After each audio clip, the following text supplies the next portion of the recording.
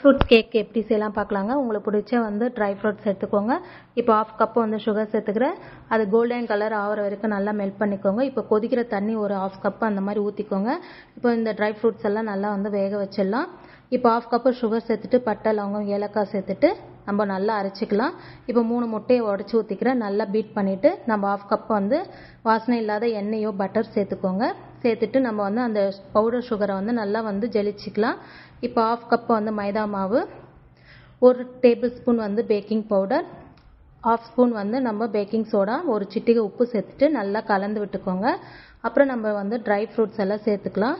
Tutti frutti இருந்துச்சுன்னா சேர்த்துக்கோங்க. இப்போ ஒரு ட்ரேயில் பட்டர் நல்லா அப்ளை பண்ணிவிட்டு பட்டர் ஷீட் போட்டுட்டு இந்த ட்ரேயில் நல்லா இதுக்கு ஊற்றிக்கலாம். இப்போ 10 மினிட்ஸ் ஓவன் நான் ப்ரீ ஹீட் பண்ணி வச்சுருக்கேன்.